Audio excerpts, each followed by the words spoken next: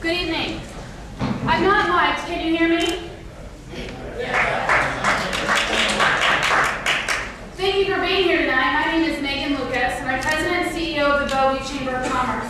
The Bellevue Chamber of Commerce is very active, leading Bellevue, leading business, and we take our responsibilities very seriously for the community and economic development and the care and feeding of the entire Bellevue Offutt community. And of course, what plays an important role in that is our federal delegation. In fact, our city council, all levels of government, city council, county commissioner, school board, all elected officials. The Bellevue Chamber works hard to make sure that the interests of the Bellevue Offutt community are watched out after and looked after. So we're thrilled to host this debate tonight, and I'm certainly glad each and every one of you could attend. When you came in, there were white slips where you could ask questions. If you have a question, just take those slips and return them to the back, and we'll go through those and make sure that our moderator tonight gets those questions to ask them at some point throughout the debate. The Bellevue Chamber is located here at Bellevue University. We have a very strategic partnership in the university, which, by the way, is the fastest growing university in the state of Nebraska. But so I'd like for you to indulge me for just a second. I'd like to introduce to you Ed Rauha with the university, who's going to speak to you briefly. Thank you.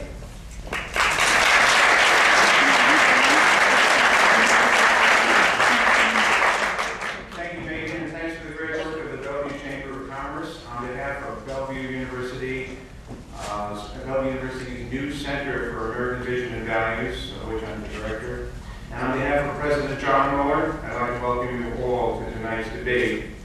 The Center for American Vision and Values is committed to the rigorous and impartial investigation of ideas, values, and beliefs that have made America great, and to the fair and open debate of issues, no matter how controversial, of both contemporary and lasting importance.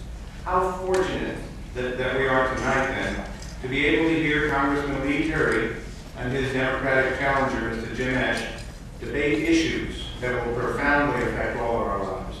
No matter who you may support in tonight's debate, or whether you come here this evening to decide which candidate merits your support, it certainly behooves us all to remember, as we sit here together, that liberty is not the default in the world today, and that we are truly blessed to live in a nation in which the free expression of ideas is not only permitted, but encouraged and even expected.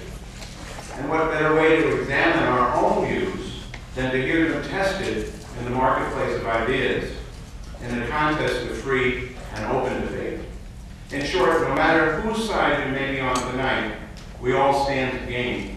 In the words of the great 19th century political philosopher John Stuart Mill, those who do not know their opponent's arguments do not completely understand their own. Thank you all again for coming tonight.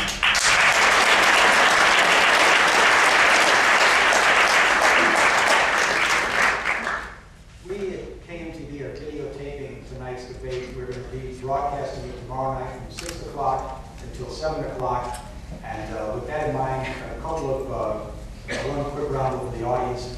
I appreciate if there was no hissing, booing, applauding. That way the candidates have more time to answer the questions that will be posed to them, and it'll make things a bit smoother. I think if all is at the end, feel free to applaud. For now, I'd ask you to hold those thoughts until we get started. And on behalf of the people that are in our broadcast right outside, we're going to begin the broadcast in just about 5 seconds.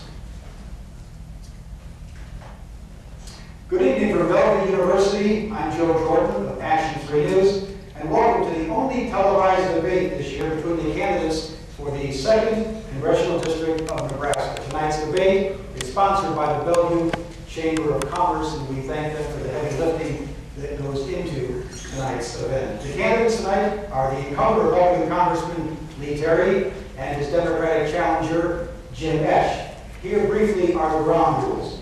This debate is 1 hour long. The candidates will have 1 minute opening statements and 2-minute closing statements. In conjunction with suggestions from the public, I have selected a list of questions that will be rotated to the candidates. A candidate will have 1.5 minutes for the initial response, followed by a 1-minute rebuttal and a 30-second follow-up.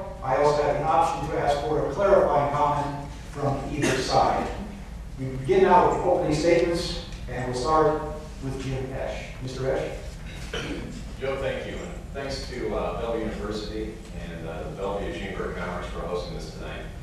And also, I wanted to extend my thanks, since we're in Bellevue and home to Offutt Air Force Base and Stratcom, to the brave men and women that are serving our country there.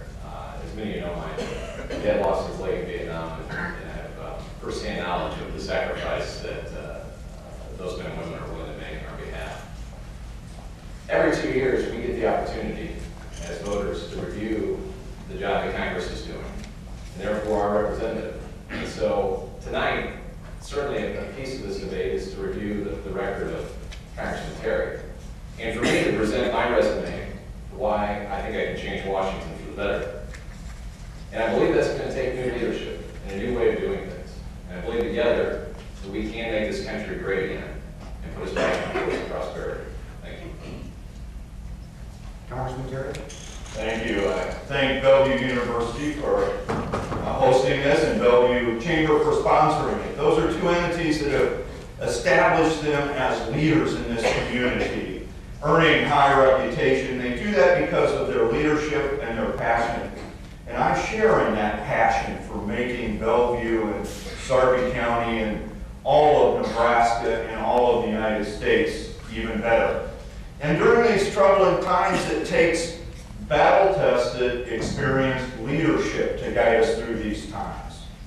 Now, I'm proud of my history all the way back to being an Omaha Public Schools guy and working my way through college and law school, and being selected by my peers on the Omaha City Council as president and vice president. And I work hard every day, and proudly so, to represent this district. Now, there's several priorities that are facing our nation today: energy independence and economic stability and national security, and I look forward to discussing these issues. Thank you, Congressman. Now I'll begin the questioning with the $700 billion question. Mr. Esch, you told me that you would have voted against the $700 billion bailout on both votes that come to Capitol Hill. Mr. Terry, first you voted against the bailout, and then you voted for it. Since the vote, the stock market, as we all know, has been on a continuous roller coaster. Gentlemen, we'd like to know who was right. Mr. Esch? Well, I think certainly everyone agreed that something needed to be done. But the reason I said that I was not in support of the package that was in front of the Congress was because I don't think, first and foremost, that we did a very good job explaining the number, the amount of money. I've never heard a justification for the $700 billion. In fact, I would have rather seen an explanation that was going to take 1.2 trillion, but we didn't think we could pass that much.